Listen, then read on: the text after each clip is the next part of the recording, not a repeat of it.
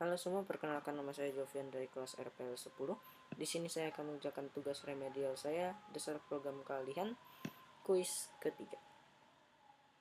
Nah, jadi di soal pertama kita disuruh untuk membuat sebuah database dengan nama kuis ketiga. Lalu kita isi dengan dua tabel, yaitu tabel buku dan tabel peminjaman. Langsung aja kita gunakan query create database kuis 3. Kita coba run. Nah, sudah ya. Lalu kita show dulu databasenya untuk melihat apakah database quiz 3 udah beneran ada. Nah, kita cari sampai ke bawah. Nah, udah ada ya. Nah, udah muncul juga di sini. Nah, lanjut ke use quiz 3. Karena kita akan menggunakan database 3 kali ini, database quiz ketiga, jadi kita gunakan dulu ya. Nah, sudah. Lanjut, kita bisa langsung membuat tabelnya, yaitu tabel pertama, tabel buku. Jadi kita create aja, create table buku. Yang pertama mungkin saya membuat ID buku, integer 11, auto increment, dan primary key. Oke, lanjut saya ingin buat judul buku. Ini varchar aja.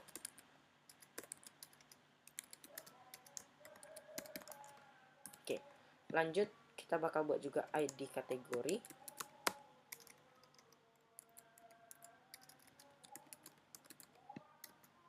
Integer 11. Nah, yang terakhir saya bakal tambahkan jumlah. Nah, oke, kita coba run. Nah, sudah oke. Harusnya di sini juga bakal muncul. Nah, udah ada ya tabel buku ya. Nah, sekarang kita bakal lanjut, yaitu create table peminjaman. Buka kurung. Di sini yang saya buat jadi primary key adalah ID peminjaman. Lalu di sini bisa kita tambahkan juga misalkan, oh ya, ini wajib ya ID buku.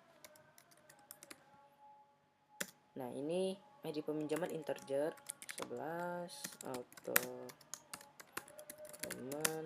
dan primary key. ID buku integer 11 juga. Nah, lalu kita buat ID peminjam dan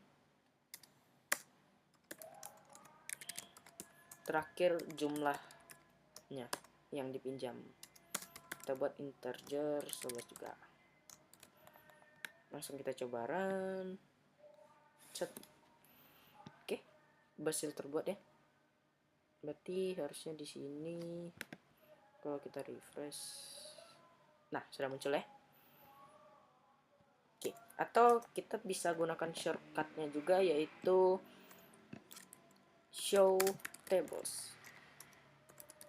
Nah, nanti ini bakal show semua tables yang udah telah kita buat ya. Nih, ada buku, ada peminjaman. Nah, lanjut. Di soal kedua kita disuruh untuk membuat tabel pengembalian. Lalu buat juga penghubung atau triggernya. Nah, jadi penghubung atau trigger ini nanti saya sambungkan antar jumlah. Misalkan nanti saya mau melakukan peminjaman buku, maka jumlah yang ada di tabel buku ini bakal berkurang. Nah, terus kalau misalkan pengembalian nanti saya buat ketika saya input di pengembalian, maka di buku nanti akan dikembalikan bukunya atau bertambah jumlahnya. Jadi langsung kita coba create dulu karena kita belum ada tabel pengembaliannya. Nah, kita bisa copy yang dari sini. Oke. Nah, di sini kita buat ID pengembalian. Sudah pas dan sudah pas. Oke. Kita run aja langsung. Nah, sudah. Kita refresh dulu di sini. Nah, sudah muncul juga. Nah, sekarang kita bakal langsung membuat penghubung atau triggernya. Triggernya ini akan kita buat di tabel peminjaman dan pengembalian. Cara buat triggernya gimana? Cara simpelnya gini. Kita klik kanan pada peminjaman, lalu di send table. Tunggu. Nah, kita ke triggers dan kita add yang baru. Misalkan di sini saya mau buat minjem dulu dong. Nah, minjem dulu aja deh. Nah, kita buat after, artinya setelah saya membuat trigger ini, misalkan saya udah membuat komen di sini, nanti setelah dijalankan atau setelah saya buat data di peminjaman, nanti bakal terjadi sesuatu ke tabel buku. Nah, jadi yang pertama harus saya buat adalah update. Nah, yang ingin saya update adalah tabel buku. Set jumlah sama dengan jumlah plus new titik jumlah. Nah, di sini saya dapat bagi yang nggak ngerti, update table artinya saya mengupdate tabelnya, tabel buku. Saya set jumlah yang ada di buku ditambah dengan new jumlah. New jumlah ini apa? New jumlah itu adalah jumlah yang nantinya akan kita input atau yang baru. Jumlah yang baru yang akan nanti kita tambahkan. Nah, kalau begini saja, maka sistem akan bingung. Jumlahnya jumlah yang mana? Berarti kita harus buat juga where. Ya. Where di sini kita bisa gunakan sebagai penghubungnya. Karena di sini kan belum ada penghubungnya nih. Kita bisa hubungkan yang dari buku dan peminjaman dengan ID buku. Jadi, dengan ID buku bakal saya sambungkan kedua tabel ini, dari buku dan peminjaman. Kita langsung aja, where ID underscore buku sama dengan new titik ID underscore buku. Nah, langsung kita coba save dulu di atas. Oh, ini nggak boleh. Sepertinya ini nggak boleh spasi ya. Oke, kita coba save.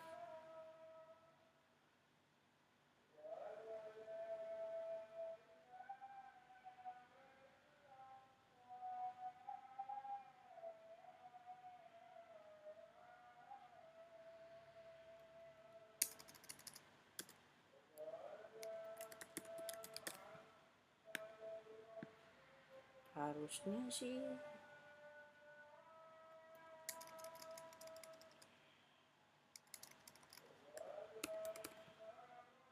sepertinya tidak memakai ini. Kita coba. Nah, sudah. Berarti tidak boleh menggunakan table ya. Kita langsung update buku aja. Nah, kalau sudah berhasil, harusnya ketika nanti saya kembalikan stok buku ke dalam buku ini, stok buku yang sudah saya pinjam sebelumnya di sini, harusnya jumlahnya bakal bertambah. Jadi, bagaimana cara kita ngecek kalau trigger kita ini udah berhasil? Berarti kita harus insert dulu data ke dalam buku. Kita masukkan, misalkan saya mau masukkan judulnya. Dan juga saya ingin masukkan jumlahnya berapa. Nah, langsung aja kita ketik value. Nah, ke bawah kita ketik, misalkan judul buku yang saya mau buat matematika. Lalu jumlahnya saya buat 20. Nah, sudah. Saya koma enter, baru kita buat lagi satu buku, misalkan pemrograman deh. Pemrograman. Nah, kita koma, baru kita tambahkan 30 buku. Nah, langsung kita coba run yang insertnya. Nah, sudah oke ya. Kita bisa ngecek apakah sudah masuk atau enggaknya dengan select bintang from buku. Nah, kita jalankan.